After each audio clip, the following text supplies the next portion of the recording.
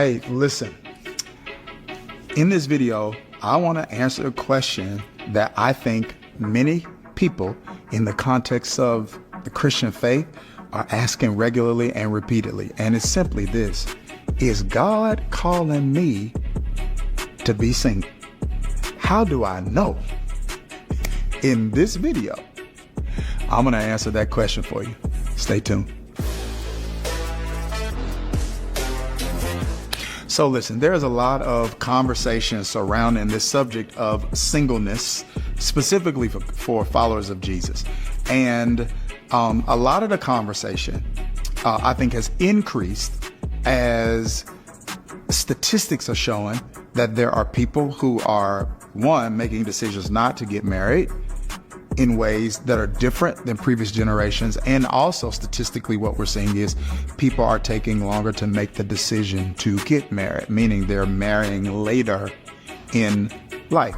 And so there are people who are within the context of the Christian faith who are passionate about marriage and want to be married. And then there are others who are indifferent about it. And then there are others who might be opposed to it. And no matter what category people find themselves in, there's a question that a lot of them wrestle with, and that is God calling me to be single? And how do I know? And so what I want to do in this video is kind of walk you through some questions to kind of ask yourself to discern the answer. Because one of the ways that we practice discernment is by asking questions.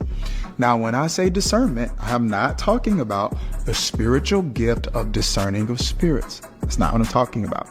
I'm talking about the God-given ability to recognize the true nature of a thing and to govern yourself accordingly. I'm not talking about paranoia that comes from pain or cynicism that comes from scars. I'm talking about the ability to assess a situation based on principles in Scripture and or promptings from the Spirit. That's it, right? Because some people operate with paranoia, and that comes from pain in their past, and they call that discernment, and it's like you're just paranoid. And then there are some people that operate with cynicism from their suffering in their past, and they call that hyper spiritual sensitivity. And it's like, nah, you're just kind of cynical. You've suffered, and we get it, but it's made you look at life with the glass half empty and not half full. Discernment isn't cynicism. It isn't paranoia. It is the God-given ability to recognize the true nature of a thing and to govern yourself accordingly. And that recognition comes through the pages of Scripture. The Scripture becomes a filter that you put some of these things you're trying to decide through, and or promptings from the Spirit. All right. So how do I know? How do I discern if God's calling me to be single? All right. Here are a few questions that I would encourage someone to think through.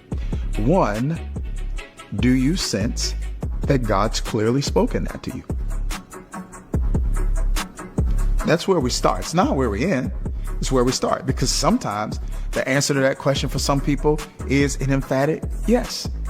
Then what I would say is, okay, your next step then is to ask God to give you the grace, which is not just unmerited favor, it's unearned ability. Acts says, and the Lord added to his church daily and great grace was upon them all. 2 Corinthians chapter 12, Paul says that God says to him, my grace, unearned ability, is sufficient for you, right? Like spiritual gifts, one word for spiritual gifts, charismata, is grace gifts. God given us gifts, abilities we didn't earn. Okay? So we need to ask for the grace. A person would need to ask for the grace now to deal with the inconveniences of singleness. Because remember, marriage is not a right. Singleness is not a curse. want you to think about that. As a matter of fact, the Apostle Paul was single. Jesus was single. The Apostle Paul was single. He wrote over 2/3 of the New Testament. And the Apostle Paul told those disciples, at least in his context, he's like, hey, if you are called to this and if you're able to do this, you're able to, meaning live a single life. He's like, there's an impact that you're able to make, or there is a degree of impact you're able to make and contribution you're able to make that will be different than someone who's married who has to split attention. So Paul kind of walks through that. So has God clearly told you that? Okay, so if the answer to that is an emphatic yes, then that's where we start. And you obey that, right? Until God tells you different. But let's say the answer to that is not an emphatic yes. Let's say the answer to that is I don't know, or I hadn't heard anything. Then we got to go to the next question, which I believe is, okay, not just has God told me that. 2 is, do I want that? Now, I am not saying that everything we want is God's will. I am saying that God, biblically speaking, does work through our wants. Does he work through all of our wants? No. Does he work through some of our wants? Yes, because there are some wants we have that he gave us. Philippians 2 says, it is God who works in us to will and to do his good pleasure. So God gives me and you some want tos, and he gives us some want tos regarding things he wants for us. I want you to think about that. So I can take you to biblical narratives that kind of point to this, right? I could take you to stories in the Old Testament like Hannah, who wanted a child. She just wanted a child. And she could not shake this relentless, incessant desire to give birth to a child. And she made God a promise. She said, if you give me a child, I'm going to give this child back to you. I want you to think about that. That was a want to. Now, did God use that want to? 100%. Because who did she give birth to? She gave birth to Samuel.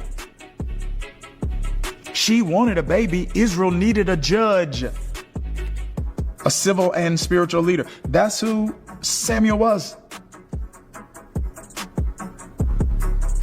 Think about that. So God is at work sometimes through our wants. I'm not saying he gives us everything we want and everything we want is God. I know the heart's deceitful. Who can know it? Yet at the same time, God doesn't always give me desires of my heart in terms of the thing my heart wants, but he will give my heart what to want. I want to impact people in ministry. I want to write books that change people's lives. I'm creating this content for you right now because I want to. And you know what? There are some people who don't want this. They have no desire at all to be sitting in front of a camera talking the way that I'm talking. Because some of these want tos are what I call unique desires. See, we got unique design. We've been designed uniquely by God. And we've got unique destiny, right? There's unique contribution and impact that you and I are supposed to make on the earth. But then we also have unique desires, and those unique desires align with that unique design, and it aligns with that unique destiny. So there are some things that I want that you don't want because they're my destiny and not yours. And there's some things that you want that I don't want because it's your destiny and it's not mine. This is why comparison is insanity. I literally want you to think about that. Comparison is absolute insanity. Because we got unique design and unique desires and a unique destiny. Yet at the same time, we want to have a uniform life and a uniform life. We want to have uniform experiences and uniform outcomes. It doesn't work that way. So this is why I want to unequivocally say, okay, do you want to? And if you want a single life, I think go for it. But if you don't, if you say, no, I don't want that, I don't desire it, okay, then we need to go to the next question. Not did God tell me, not do I Not just do I want to. Here's the third one. Am I ready for a partner? Like when I really think of it, like, okay, because if I'm not ready, a person may not be called to singleness forever, but they may be called to singleness in a season. Am I ready? That means, when I say, am I ready? Are you emotionally and spiritually? Now, that's not the only areas, but primarily, are you emotionally and spiritually at a place of health that you can properly steward relationship with another person? Can you handle them without injuring them? Would it be unwise for God to send them to you now? In other words, I'm asking, are you ready? Here's the way one leader put it. Are you the person that the person you are looking for is looking for? And if not, you may not be called to singleness forever. You may be called to singleness in this season.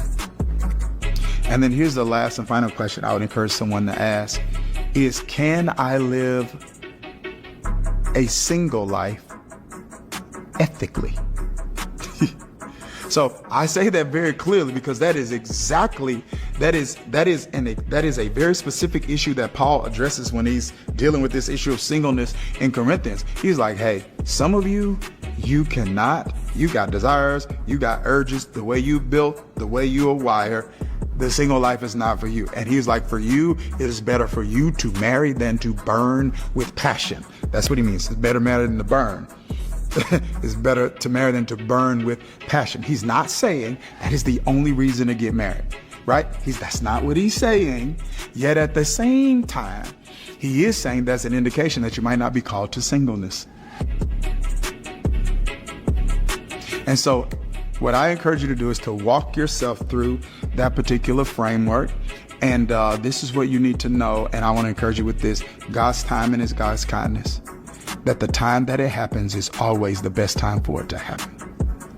Even though it's taken a long time, doesn't mean it won't be the right time. So if you're going to be walking into singleness, you can walk in it with grace, joy, favor, and blessing. And if you're waiting on a Ruth or a Boaz, then you can wait with grace, joy, blessing, and favor. Because when it's God's time, it'll be worth the wait. All right. Hope this helped. Take care. God bless.